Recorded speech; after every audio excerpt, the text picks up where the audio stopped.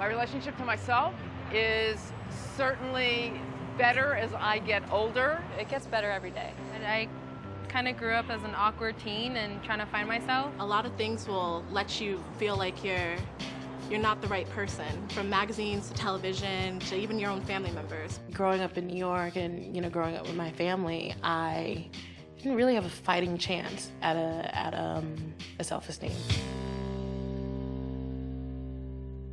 I was always told that I was not good enough, that I was, I was ugly. That's the umbrella of the message that I got.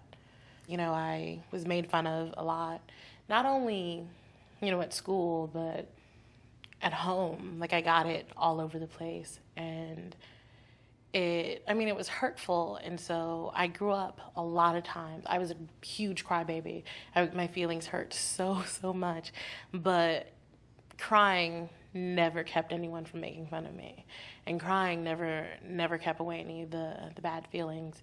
And so I had to learn to deal with it. It's testament to your spirit that you were able to hear that repeatedly and somewhere inside yourself know that that's not true. That's not true.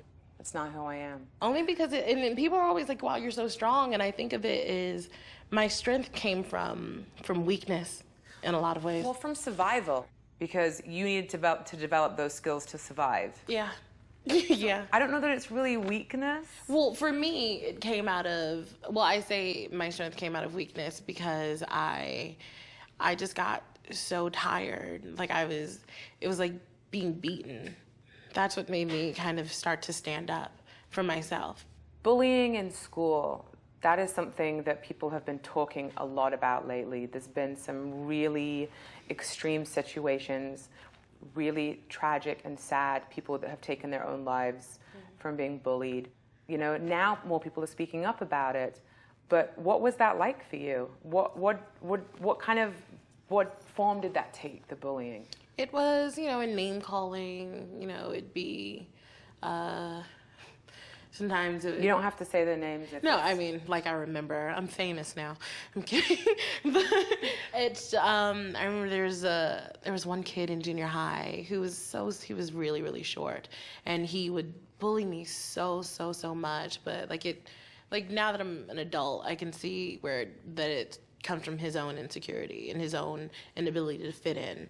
And I was the nicest girl, but he would pick on me so much. He would throw paper balls at me, and I kind of just let it happen. I would cry and I would get really upset, but I didn't know what to do. I couldn't say stop it.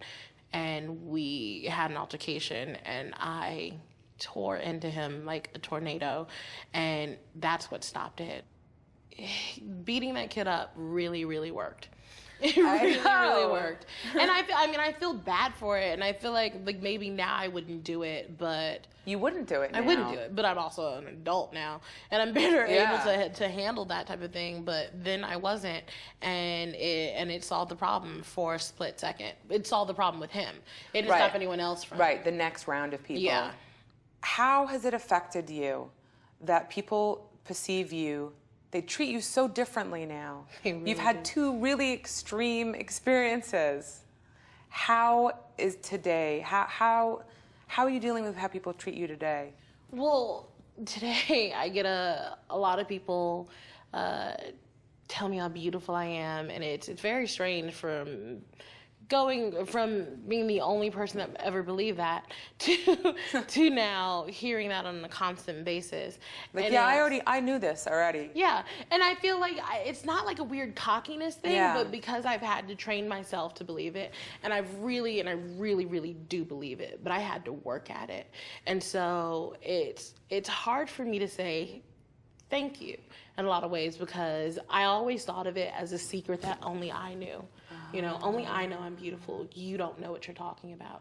It was yours. Yeah, it's so strange. And now you have to share that. Yeah, and I have to accept it. I'm curious how dating has been since your life changed. Well, I started dating a guy right before my life has changed. And so before the change, for most people the change means menopause. Yeah. But in this conversation we mean fame. Yeah. And so he was there slightly right before I became recognizable. And he's pretty much been there the entire time. But it's very strange. I mean, I used to get hit on a lot before by like randoms, like random guys. But now I get hit on by like directors. Really? Yeah. And it's strange, and it's just, but I kind of look at it as part of the business, you know. Like, Anyone cute? yeah, definitely some definitely career-worthy dudes. Right. Isn't it flattering at all? It's flattering, but I also don't trust it. I'm very, very new to this industry. I mean, it's a strange industry. It's a strange industry of beautiful people and, you know, agendas.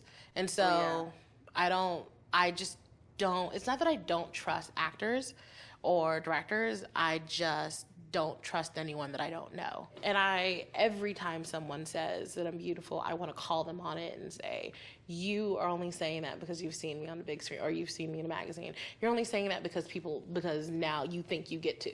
I mean, I don't want to be like aggressive and mean about it while I am like, how do you know? Or like, why are you saying this? I'm also really curious as to what now makes me beautiful. What have you heard? What have people said to you? You know, like everyone's like, it's so strange. It's really hard to be in the industry, in any industry, because people kind of like carbon copies, and they can only process one kind of person. And so they like to put you in different boxes. And so I've been told that I look exactly like Alec Weck. Now, if you know who she is, she is a ridiculously skinny model who is African, and I happen to be African too. Her skin's much darker than mine, but people always, every photo shoot I've ever had, you look just like her. I don't look just like her. No, you don't. I don't. I just happen to be dark skinned, and it's just like, oh, your skin is so beautiful. And your skin's so rich and so pretty and so beautiful and so chocolatey. When I was in junior high, people called me Skillet. Like, and called me Midnight, and it was something. I never hated the color of my skin. I hated the way other people felt about it. And now, for some reason, people feel differently about it. How have you built this and continued to develop your self-esteem? Because I want some. I get that question a lot. A lot of people are like, so did your mom teach you that? Did you get it from your dad? And it's just like, I don't think that my brand of self-confidence and self-assuredness can come from an outside source. It's gotta come from me. And my mom is not a very sensitive person. I would cry to her. I would, like, my eyes, I cry. Whenever I cry for hours. I can't. Me too. It's unstoppable. And so my mom would say, toughen up or get a thick skin, and I'd be like, she doesn't understand me, and she, you know, and I think when I was young, I failed to realize that my mom has gone through my mom was a little fat girl too. She was a little fat, dark-skinned girl too, and so she found her way by toughening up. Yeah, and that's what she did, and I don't know that I have a thicker skin now. I don't think I do. Because that's all she could say, get a thicker skin, but she couldn't tell me how. No one could tell me how. How am I supposed to do this?